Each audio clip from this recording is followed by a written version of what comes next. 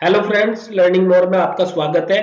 और आज से हम होम टैब सीखना शुरू करेंगे। इसकी होम टैब्स में काफ़ी सारे फंक्शंस हैं, लेकिन होम टैब में आगे जाने से पहले हम इसका थोड़ा जो स्मार्ट फीचर है उसके बारे में जान लेते हैं। जैसे ये एरो है, एरो कितने रूप में इसका कन्वर्ट हो जाता है, ये भी एक बड़ा ही स्मार्ट एरो है।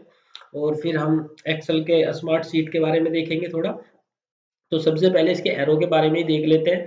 ये एरो बड़ा ही स्मार्ट है, जैसे ही ऊपर जाएगा तो एरो के रूप में कन्वर्ट हो जाएगा, और जैसे ही हम इसको नीचे लेके आएंगे तो ये इस प्रकार से प्लस के रूप में कन्वर्ट हो जाता है। तो मैंने आपकी सुविधा के लिए एक शीट पे थोड़ा इसके लिए लिखा हुआ है इस तरीके से, ताकि आपको समझ में आ जाए। जैसे ये एरो है, तो एरो कितने रूप से कन्वर्ट होता है हमारा, doctor plus plus down arrow, और आपका right arrow, left right arrow, up down arrow और मूव के रूप में। तो हम इन चीजों को सभी को बारी बारी से देख लेते हैं, सीख लेते हैं।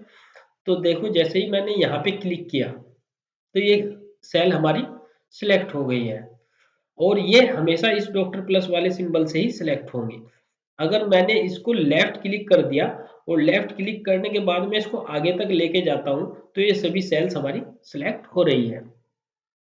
तो हमेशा डॉक्टर प्लस वाले सिंबल का यही काम रहेगा कि सेल्स को एक्टिव करना या किसी सेल को सिलेक्ट करना। तो हम काफी सारी सेल्स को जब सिलेक्ट करते हैं तो इस प्रकार से इसी सिंबल से हमारी हो जाती है। नेक्स्ट हमारा है ये प्लस वाला। तो प्लस कैसे बनता है, जैसे ही हम किसी एक्टिव सेल के कॉर्नर पे लेके जाएंगे नीचे की तरफ, तो राइट में नीचे की तरफ कोने पे लेके आएंगे तो ये हमारा प्लस वाला सिंबल हमें दिखाई देगा। जैसे मैंने यहाँ पे 1 लिख दिया और इससे नीचे वाली में 2 लिख दिया।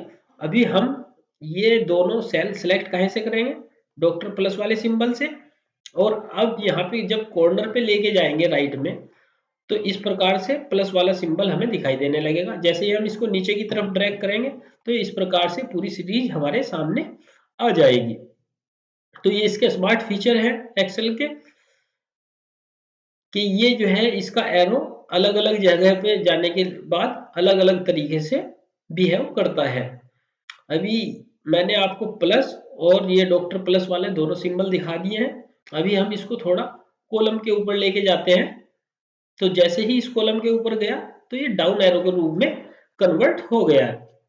जब हम डाउन एरो के रूप में इसको कन्वर्ट करते हैं तो इसके फंक्शंस क्या होते हैं, तो इससे डाउन एरो से होता क्या है, ये हमारी कॉलम पूरी सिलेक्ट हो जाएगी। जैसे ही मैं इसको लेफ्ट क्लिक करूंगा तो देखो मैंने यहाँ से लेफ्ट क्लिक कर दिया, और अब मैं इसको डिलीट करना चाहूँ तो ये पूरी कॉलम डिलीट हो जाएगी। तो इस तरीके से डाउन एरो का काम यही रहता है कि हम या तो एक कॉलम को सिलेक्ट करें या कई सारी कॉलम को सिलेक्ट करें, तो उन सभी का सिलेक्शन इसी से होगा। अभी हम देखो इन सारी कॉलम्स को सिलेक्ट कर लेते हैं। तो मेनली डाउन एरो का फंक्शन यही है कि हम इससे कोई भी कॉलम सिलेक्ट कर सकते हैं या कई सारी कॉलम सिलेक्ट कर सकते हैं। देखो मैंने एक कॉलम सिलेक्ट की है, अभी मैं 3-4 कॉलम्स को सिलेक्ट कर लेता हूँ तो ये 4-5 कॉलम इससे एकदम सिलेक्ट हो गई है। इसके अलावा नेक्स्ट फंक्शन है हमारा राइट एरो का। राइट एरो भी सेम ऐसे ही काम करती है, ये केवल एरो ऊपर कॉलम में काम करती है, और ये राइट एरो हमारी यहाँ पे रो में काम करेगी। तो जैसे ही मैं इसको यहाँ पे इस वाले एरिया में लेके आता हूँ तो ये इस तरीके से ऑटोमेटिक राइट एरो में कन्वर्ट हो जाती है। जैसे ही मैं यहाँ से लेफ्ट क्लिक करूंगा माउस से तो ये पूरी रो आपकी सिलेक्ट हो जाएगी। अब इस रो में अगर डाटा होता आपके पास तो आप उसको डिलीट कर सकते थे, या मूव करना चाहते हो तो मूव हो जाती, या उसको डिलीट करना चाहते हो, कुछ भी करना चाहते हो, वो आपकी अलग अलग चीजें हैं। लेकिन केवल मेरा अभी आपसे उद्देश्य बताने का इतना ही है कि ये यहाँ पे आते ही राइट एरो में कन्वर्ट हो जाता है, और इससे हमारी रो सिलेक्ट हम कर सकते हैं। नेक्स्ट फंक्शन है हमारा लेफ्ट राइट एरो। तो लेफ्ट राइट एरो कैसे बनता है इसमें, जैसे ही हम दो कॉलम के बीच में इसको लेके जाएंगे, जैसे ये सी है और इधर डी है, तो जब इसके बीच वाली लाइन पे हम लेके आएंगे तो इस प्रकार से लेफ्ट राइट एरो का सिंबल हमारे सामने बन जाता है। तो लेफ्ट राइट एरो का क्या काम होता है, लेफ्ट राइट एरो का काम होता है सभी कॉलम्स की विड्थ को घटाना या बढ़ाना, हम इसकी सहायता से कर लेते हैं। लेफ्ट एरो वाला सिंबल जैसे ही क्या करते हैं, हम यहाँ पे 1 लिख देते हैं, नीचे 2 लिख देते हैं और नीचे 3 लिख देते हैं। तो अभी हम जैसे ही यहाँ पे ये आपका लेफ्ट राइट एरो का सिंबल आ गया है और यहाँ से इसको डबल क्लिक कर देते हैं, तो इसकी जो विड्थ है कॉलम डी की, वो ऑटो फिट हो जाएगी। देख लीजिए, मैं अभी डबल क्लिक करता हूँ लेफ्ट वाला डबल क्लिक करते ही ये आपका इस तरीके से ऑटो फिट हो गया है। यानी कि जितना डेटा इसमें लिखा रहता है उसी के अकॉर्डिंग ये अपना साइज बना लेता है। जैसे ही मैं इसको 1 को यहाँ से डिलीट करने के बाद अपने चैनल का नाम लिख देता हूँ, लर्निंग मोर। ये देख लीजिए, अभी मैंने लर्निंग मोड लिख दिया है इसमें। तो अभी मैं इस पे यहाँ पे डबल क्लिक कर देता हूँ। तो डबल क्लिक करने से क्या हुआ, इस कॉलम की विड्थ पूरी उतने ही साइज में हो गई है जितने साइज इसको चाहिए था, यानी कि ऑटो फिट हो गई है। एक इसके अलावा ये है, जैसे ही हमने 3-4 कॉलम्स को सिलेक्ट कर लिया और अब हम इनकी विड्थ किसी एक पर्टिकुलर साइज में करना चाह रहे हैं, तो हम कहीं से भी बीच में से पकड़ लेंगे और जितना साइज वहां पे करेंगे उतने ही साइज की ये सभी कॉलम्स आपकी हो जाएंगे। देख लीजिए इस प्रकार से अभी ये सभी एक साइज में हो गई है, क्योंकि हमने इन सभी कॉलम्स को डाउन एरो से सिलेक्ट किया और इससे लेफ्ट राइट एरो वाले सिंबल से इनका साइज थोड़ा बढ़ा दिया, तो ये सभी इस साइज में हो जाएंगे। तो इसका यही काम है। इसी प्रकार से अप एंड डाउन एरो है, वो 6th नंबर पे हमारा अप एंड डाउन एरो है। अप एंड डाउन एरो भी सेम ऐसे ही काम करता है जैसे कॉलम में लेफ्ट राइट एरो काम करता है, तो हमारा ये रो में काम करेगा। देख लेते हैं हम इसको क्या करते हैं। जैसे ही हमारा ये वाला सिंबल यहाँ पे शो हो रहा है, तो हमने क्या किया, लेफ्ट क्लिक किया और इसको नीचे की तरफ खींच दिया। जैसे ही नीचे की तरफ खींचा तो क्या हो गया है, ये सभी 10 नंबर वाली रो का क्या हो गया है, हाइट बढ़ गई है। अगर हम कई सारी रो की हाइट एक साथ बढ़ाना चाहते हैं तो कई सारी रो को एक साथ सेलेक्ट कर लेते हैं और उसी साइज पे जिस साइज से भी हम बढ़ाना चाह रहे हैं या घटाना चाह रहे हैं तो वही कर देंगे। यहाँ पे देखो मैंने 24.75 पिक्सल्स में कर दी, तो अभी इन सभी रो का साइज बढ़ गया है। एक फंक्शन है हमारे पास, अभी मैं इनको डिलीट मार देता हूँ। एक फंक्शन है मूव का। अब हमें किसी डेटा को कहीं पे मूव करना है, मान लिया यही डेटा है और इसको हमें मूव करना है, तो मूव का फंक्शन कैसे होता है वो देख लेते हैं। जैसे ही किसी एक्टिव सेल पे हम ले जाएंगे, अपने सिलेक्शन पे ले जाएंगे, तो नीचे वाली लाइन पे उस पे इस तरीके का मूव वाला सिंबल हमें दिखाई देने लगता है। और जैसे ही हम इस मूव वाले सिंबल पे लेफ्ट क्लिक करते हैं, तो वो डेटा वहां से उठ के दूसरी कॉलम में, रो में, जहां पे भी आप ले जाना चाहते हैं वहां जा सकता है। जैसे ही मैंने ये सारा सेलेक्ट किया यहाँ से और अब मैं इसको यहाँ से दूसरी जगह मूव करना चाहता हूँ, जैसे मैंने इसको यहाँ पे मूव कर दिया, अब ये पूरा डेटा यहाँ पे आ जाएगा। देखो ये पहले डेटा यहाँ पे था, अब ये सारा डेटा आपका जो भी आपने लिखा हुआ है यहाँ पे वो सभी यहाँ पे आ गया। दोस्तों एक्सेल बहुत ही स्मार्ट सॉफ्टवेयर है और इसके कुछ स्मार्ट फीचर हैं जिनके बारे में भी हम डिस्कस कर लेते हैं आगे बढ़ने से पहले। जैसे ही हमें कहीं पे सीरियल नंबर की रिक्वायरमेंट पड़ेगी तो हम क्या करेंगे, सीरियल नंबर में जाने के लिए केवल वहां पे 1 टाइप कर देंगे और 2 टाइप कर देंगे और दोनों ही सेल्स को सिलेक्ट करेंगे और यहाँ पे अपने प्लस वाले सिंबल से नीचे की ओर ड्रैग कर देंगे। तो इससे क्या होगा, हमारी सभी सेल्स के सीरियल नंबर ऑटोमेटिक फिल हो जाएंगे। तो इस तरीके से इसमें बहुत ही रैपिडली और स्मार्ट तरीके से चीजें टाइप हो जाती है। जैसे हमें डे के नाम लिखने हैं और हम यहाँ पे केवल MONDAY टाइप कर देते हैं और यहाँ से प्लस वाले सिंबल से राइट क्लिक करेंगे और नीचे की तरफ लेफ्ट क्लिक करेंगे और नीचे की तरफ ड्रैग कर देंगे, तो हमारे सभी दिनों के नाम ऑटोमेटिकली आ जाएंगे। अभी तो ये हमारा मंडे लिखा हुआ है, ट्यूसडे लिखा हुआ है, अगर हमें इनको शॉर्ट में लिखना है केवल MON दे देंगे हम यहाँ पे, तो ये नीचे क्या करेगा, MON, और इसको यहाँ पे नीचे की तरफ जब हम ड्रैग करेंगे इसको, तो ये उसी शॉर्ट फॉर्म में हमें दिनों के नाम दे देगा। ऐसे ही मंथ्स के नेम हम यहाँ पे कर सकते हैं इसके। तो मंथ्स के नेम जैसे जनवरी लिख देते हैं हम, JANUARY, जनवरी।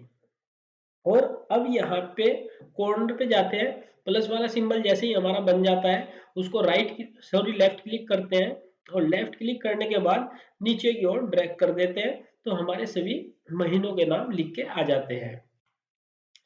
अब इसके कुछ स्मार्ट फीचर आपको ऐसे देखने को मिलेंगे, जैसे कि मुझे कोई टेबल लिखनी है, मैं टेबल बनानी है, 10 तक की टेबल बना देते हैं चलो हम इसमें। आप देखोगे कि ये कितने स्मार्ट तरीके से और कितनी जल्दी हमारी 10 तक की टेबल लिख के दे देगा हमको। तो पहले हम इसको यहाँ पे टेबल ही लिख देते हैं, टेबल हमें 10 तक लिखनी है, तो हम इसको पहले यहाँ पे टेबल को थोड़ा इस तरीके से फिलअप कर देते हैं येलो कलर, और यहाँ पे इसको मर्ज और सेंटर कर देते हैं। अब हम केवल यहाँ पे क्या करेंगे, 1 टाइप करेंगे और इसके बाद में यहाँ पे 2 टाइप करेंगे। ठीक है दोस्तों, और यहाँ पे क्या करेंगे, हमें 2 का टेबल लिखना है, तो 2 के टेबल में उसके बाद क्या आएगा, 4 आएगा। तो 4 आने पे अब हमें इसका एक पैटर्न मिल जाएगा। तो पैटर्न जब मिल जाएगा तो इसने अभी डिटेक्ट कर लिया है कि इस पैटर्न में हमसे नंबर मांग रहा है। जैसे ही हमने इसको इधर की तरफ ड्रैग किया है तो इस तरीके से सभी नंबर फिलअप हो गए हैं। अब हम इसको नीचे की तरफ ड्रैग कर देंगे तो ये सभी नंबर आपके ऑटोमेटिकली फिलअप हो गए आ जाएगी है। तो दोस्तों आगे वीडियो में बढ़ने से पहले इसके कुछ स्मार्ट फीचर हैं, इनको आप प्रैक्टिस कर लेना ताकि आपको डेटा एंट्री में और एक्सेल सीखने में ज़्यादा से ज़्यादा मदद मिले।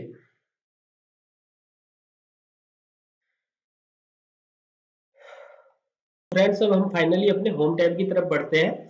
देख लीजिए होम टैब में हम किस प्रकार से काम करेंगे। यहाँ पे आपका एक क्लिपबोर्ड वाला सेक्शन है जिसमें कट, कॉपी, फॉर्मेट, पेंटर और पेस्ट है।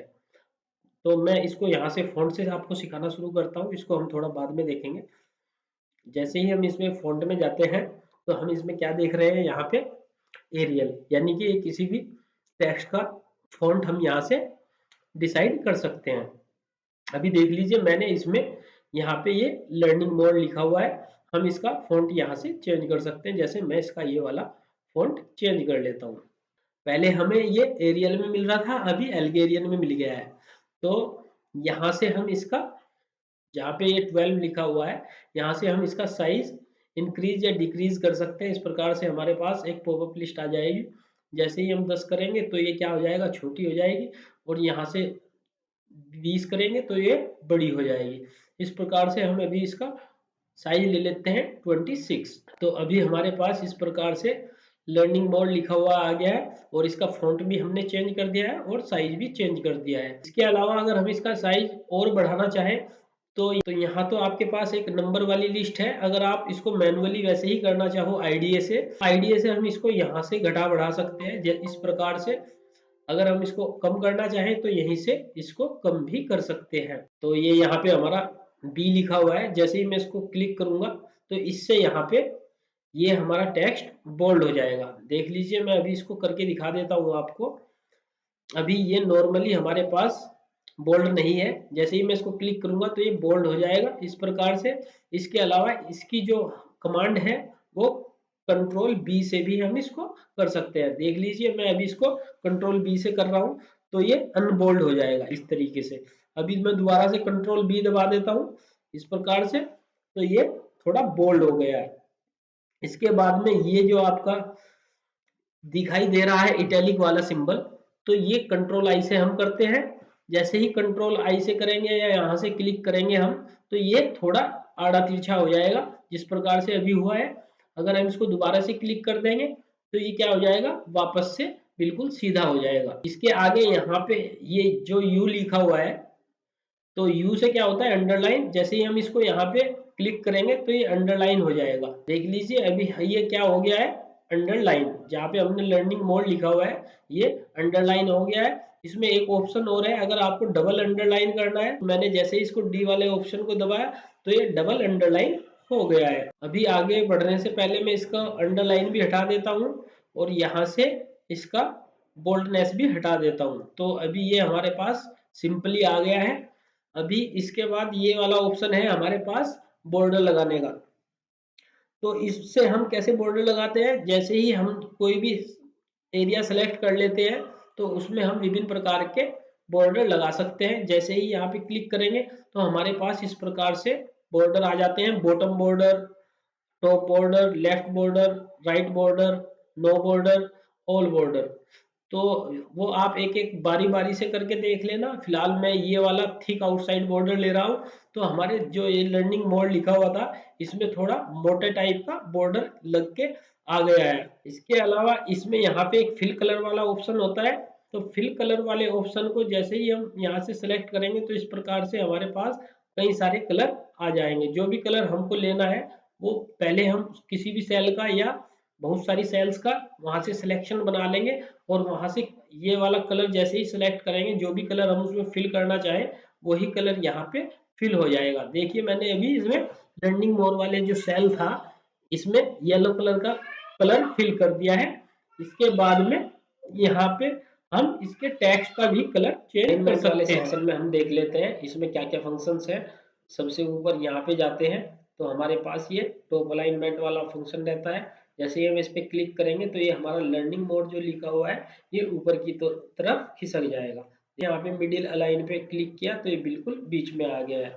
अगर हम इसको और नीचे करना चाहें तो ये यहाँ से बॉटम अलाइन वाले फंक्शन पे क्लिक करते ही नीचे की तरफ अलाइन हो जाएगा। अभी नेक्स्ट फंक्शन इसमें हमारे पास है लेफ्ट अलाइन, लेकिन ये हमारा जो लिखा हुआ है लर्निंग मोड ये ऑलरेडी लेफ्ट में अलाइन है तो ये लेफ्ट अलाइन फिलहाल नहीं होगा। जैसे ही हम इसको मिडिल में यानी कि सेंटर में अलाइन करेंगे तो ये बिल्कुल सेंटर में अलाइन हो जाएगा। नेक्स्ट इसमें है राइट अलाइन। तो राइट में जैसे ही हम इसको क्लिक करेंगे तो राइट की तरफ खिसक जाएगा। अभी इसमें ही एक ये डिक्रीज इंडेंट वाला ऑप्शन है। डिक्रीज इंडेंट में क्या होता है, अगर हम अपनी इच्छा अनुसार थोड़ा थोड़ा इसको खिसकाना चाहे तो इसको थोड़ा थोड़ा सा ये खिसक सकता है। अभी ये खिसक नहीं रहा है, देख लीजिए इस प्रकार से, क्योंकि ये ऑलरेडी हो रखा था तो इस वाले बटन से ये इधर की तरफ खिसक जाएगा। अभी अगर हम वापस लाना चाहें तो ये वापस उस दूसरे वाले बटन से इस प्रकार से अलाइनमेंट इसका हो जाएगा। देख लीजिए मैं इसको करके दिखा रहा हूँ आपको।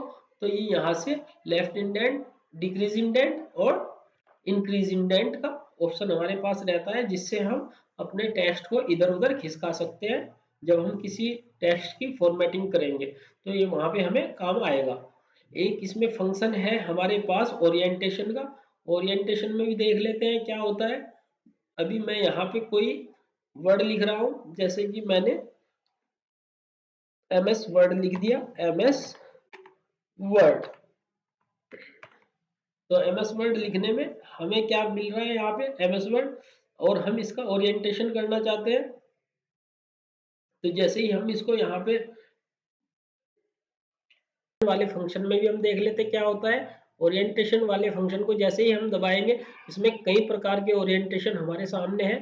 सबसे पहले है एंगल काउंटर क्लॉकवाइज। जैसे ही हम इसको एंगल को काउंटर क्लॉकवाइज करेंगे तो देख लेते हैं क्या होता है। इस प्रकार से ये एंगल हमारा काउंटर क्लॉकवाइज हो जाता है। नेक्स्ट है हमारा एंगल क्लॉकवाइज। जैसे ही हम इसको क्लॉकवाइज करेंगे तो ये हमारा क्लॉकवाइज खिसक जाएगा, यानी कि इस टाइप से आ जाएगा जैसे कि आपको दिखाई दे रहा है। अगर यदि हम इसको इस तरीके से करते हैं वर्टिकल टेक्स्ट में तो ये वर्टिकल हो जाएगा इस प्रकार से। अभी मैं इसको और थोड़ा सा बड़ा कर देता हूँ ताकि आपको अच्छे से दिखाई दे। ये देखिए एमएस वर्ड अब हमारे पास किस प्रकार से लिखा हुआ आ रहा है। तो ये हमारे टेक्स्ट की और नंबर की ओरिएंटेशन चेंज करेगा यहाँ से।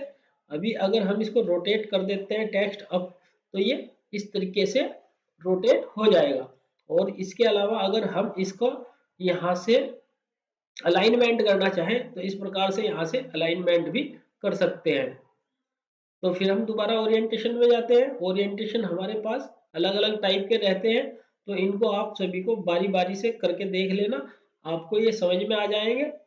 यहाँ पे जहाँ पे ये इस तरीके से तीर का निशान लगा हुआ है यहाँ से हमारे वर्ड या नंबर का या टेक्स्ट का ओरिएंटेशन आराम से हो जाएगा। यदि आप किसी पर्टिकुलर एंगल में करना चाह रहे हैं तो यहाँ से इसका हम अपने अकॉर्डिंग कोई भी एंगल चाहिए तो उसी एंगल में हमारा ओरिएंटेशन हो जाएगा इस प्रकार से। तो फ्रेंड्स अब हम होम टैब के कुछ फंक्शन सीखना शुरू करते हैं। जैसे आप देख रहे हैं इसमें सबसे पहले कट है। कट को सीखने के लिए मैंने कुछ डेटा आपके लिए यहाँ पे पहले से ही बना के रखा हुआ है। तो हम इसको डेटा को सिलेक्ट कर लेते हैं और अपनी कट वाली कमांड को सीखना शुरू करते हैं। तो कट करने के लिए जैसे ही मैंने इस डेटा को सिलेक्ट कर लिया है, या तो हम यहाँ से क्लिक कर दें या फिर अपना राइट क्लिक कर दें, और राइट क्लिक के बाद इस तरीके का ऑप्शन हमारे सामने आ जाता है, या फिर हम कंट्रोल एक्स भी कर सकते हैं। तो मैं इसको यहाँ से सिलेक्ट कर रहा हूँ। जैसे ही हम कट वाले फंक्शन पे क्लिक करते हैं तो इस तरीके से एक ग्रीन पट्टी हमारे सामने आ जाती है, जो आपको फ्लैश होती हुई दिखाई दे रही होगी। तो ये इसका मतलब होता है कि हमारी कमांड इस वाले डेटा पे अप्लाई हो चुकी है। अभी मैं सिंपली कहीं पे जाऊंगा और इसको वहां पे जाके पेस्ट कर दूंगा। तो मैंने जैसे ही यहाँ पे गया और मैंने राइट क्लिक किया तो इस तरीके का हमारे पास पेस्ट का ऑप्शन आ गया, और ये डेटा हमारे पास वहां से उठ के यहाँ पे आ गया है। अभी इसी प्रकार से हमारे पास कॉपी वाला फंक्शन भी होता है। तो कॉपी में भी हम या तो इसको यहीं से राइट क्लिक करेंगे, और राइट क्लिक करने के बाद हमारे पास ये कॉपी वाला फंक्शन है तो कॉपी कर लेंगे, या फिर हम यहाँ से कॉपी कर लें इसको होम टैब के नीचे से, या फिर हम कंट्रोल सी से भी इसको कॉपी कर सकते हैं। तो अभी मैं इसको यहाँ से कॉपी कर रहा हूँ। अभी फिर देखिए दोबारा से इसी प्रकार इसके चारों तरफ एक हरी पट्टी नजर आ रही होगी आपको, जो फ्लैश होती हुई नजर आ रही है। तो इसका मतलब है हमारे कॉपी वाली कमांड इस पे अप्लाई हो चुकी है। अब हम इसको कहीं पे भी कॉपी कर सकते हैं। जैसे मैं यहाँ पे A1 वाली सेल में आता हूँ और राइट क्लिक करता हूँ और यहाँ से पेस्ट वाला ऑप्शन क्लिक कर देता हूं, तो ये डेटा हमारा यहाँ पे आ गया है।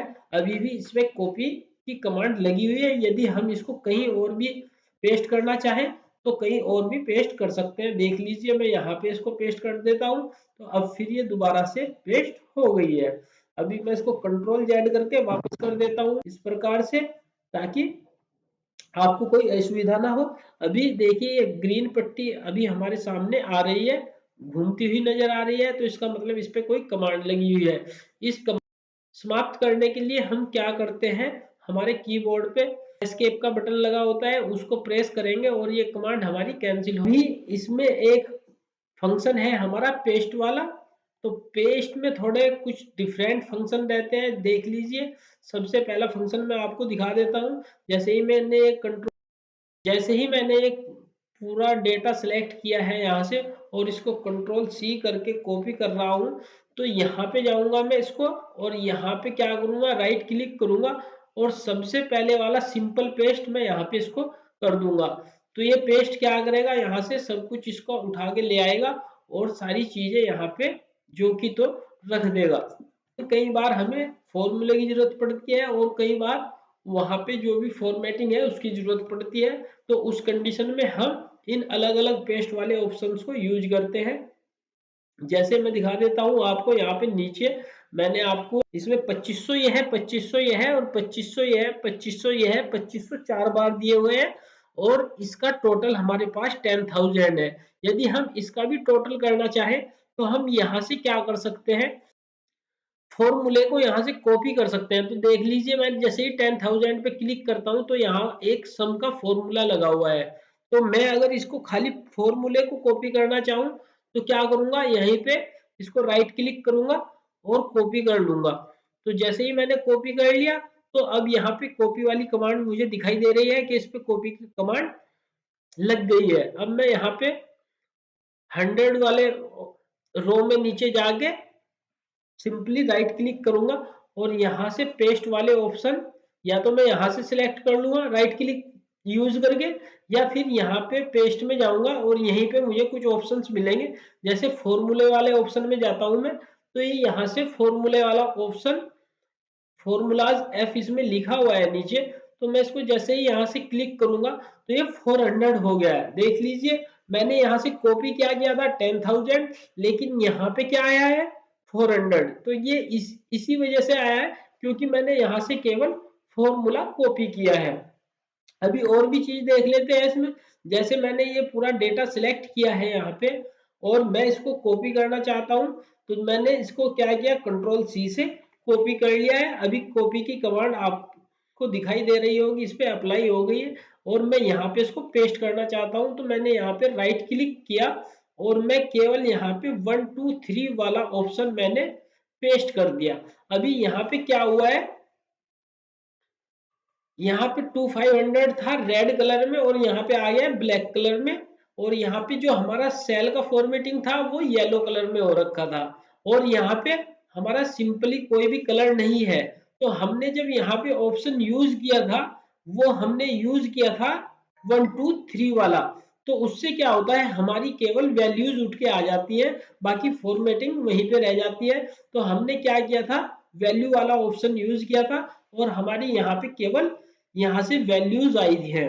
तो इस प्रकार से पेस्ट स्पेशल करके इसमें एक फीचर है, यहाँ पे उसमें भी हम एक चीजें कर सकते हैं। इसके अलावा यहाँ से जैसे ही हम क्लिक करते हैं, जैसे मैं यहाँ पे इसको कॉपी करता हूँ इस प्रकार से, तो यहाँ पे भी हमारे पास इस तरीके से इसके फंक्शंस आ जाते हैं। अगर मैं इसको बिल्कुल जो का तो पेस्ट करना चाहता हूँ तो फर्स्ट ऑप्शन क्लिक कर दूंगा।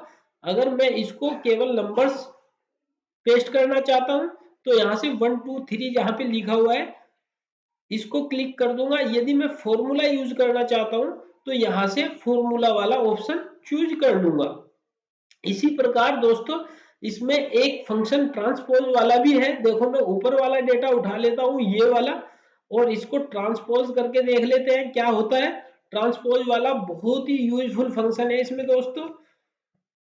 अभी मैं कंट्रोल सी करके इस पे कॉपी की कमांड अप्लाई कर देता हूँ और यहाँ पे थोड़ा नीचे आता हूँ और यहाँ पे इसको पेस्ट कर देता हूँ। ये देख लीजिए यहाँ पे ट्रांसपोज वाली दिखाई दे रहा है। या इसके अलावा हम यहाँ पे पेस्ट में भी जा सकते हैं और पेस्ट में जाने के बाद यहाँ पे पेस्ट स्पेशल में भी जाने की जरूरत नहीं है। इससे पहले सबसे पहले हमें यहाँ पे दिखाई दे रहा है, इसको हम ट्रांसपोज बोलते हैं। तो ट्रांसपोज में क्या होता है, डेटा जब हमारे पास वर्टिकली होता है तो उसको हम हॉरिजॉन्टली कर सकते हैं। अभी ये डेटा हमारे पास कैसे था, यहाँ पे वर्टिकली था और हमने यहाँ पे किस तरीके से कर दिया, ये हॉरिजॉन्टली। थोड़ा इसको हम और सही से कर लेते हैं क्योंकि ये हो क्या रहा है, यहाँ पे जनवरी इधर आ रहा है और 31 इधर आ रहा है। हम इसको बिल्कुल सेंटर में कर देते हैं। तो हम यहाँ से इसको सिलेक्ट कर लेते हैं और यहाँ से इसको मिडिल अलाइन कर देते हैं और यहाँ से सेंटर अलाइन कर देते हैं। अभी ट्रांसपोज हो गया है डेटा। जो भी हमारे पास बड़ी से बड़ी टेबल हो हम उसको ट्रांसपोज कर सकते हैं। एक्सेल में इनकी बहुत ज्यादा जरूरत पड़ती है। तो फॉर्मेट पेंटर कैसे काम करता है इसको भी देख लेते हैं। तो जैसे यहाँ पे हमने लर्निंग मोर वाली सेल बना रखी है, इसमें क्या किया हुआ है, हमने इसकी फॉर्मेटिंग की हुई है। इसमें इसके जो टेक्स्ट है उनमें जो है फॉन्ट चेंज किया हुआ है और टेक्स्ट का कलर भी हमने चूज किया है। इसके चारों तरफ बॉर्डर भी बनाया हुआ है और इसके अलावा इस सेल में कलर भी येलो हमने फिलअप किया हुआ है।